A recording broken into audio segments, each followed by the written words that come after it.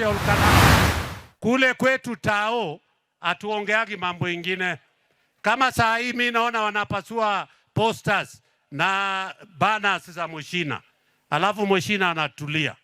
Ingekuwa ni kwetu, ushukishe bana yangu, wewe utapanda juu ukienda kuirudisha.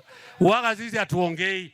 Sasa mimi nikaambia Mushina, kwa nini wewe unatulia hivi? Watu wanapasua bana, wewe unaangalia.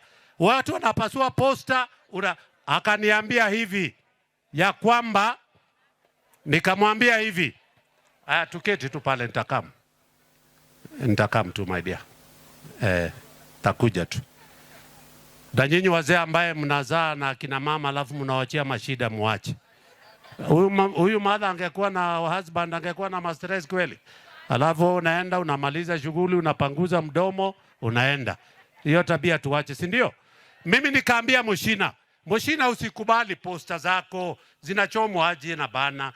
Nikamwambia si nikuje na vijana, akaniambia hapana. Akaniambia nini? Kumbe siasa ilibadilika hapa Olkalau. Hawataki fujo. Akaniambia mimi sitaki nini? Mimi sitaki mambo ya fujo. Ninataka kura ya ama. Wanasema hata wapasue ngapi, yeye hata enda kuuliza mtu. Na mimi baada hiyo nilirudi nikajiangalia na nikaona ni haki. Kwa kweli vile ameniambia, hata mimi huko nitawacha hiyo tabia mbaya. Si namna hiyo? Niwache hiyo tabia mbaya ya magunzi. Niende kama Mushina ambaye anapreach amani. Anataka tu amani. Hata wampasulie anatulia. Hata warudishe tena anatulia.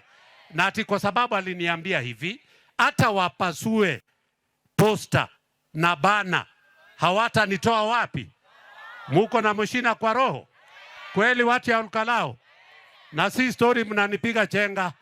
Na si ati ni story mnanipiga mvako. Ni ya ukweli. Ako kwa roho zenu. Wahebu nione wale wanasema Mushina ako kwa roho.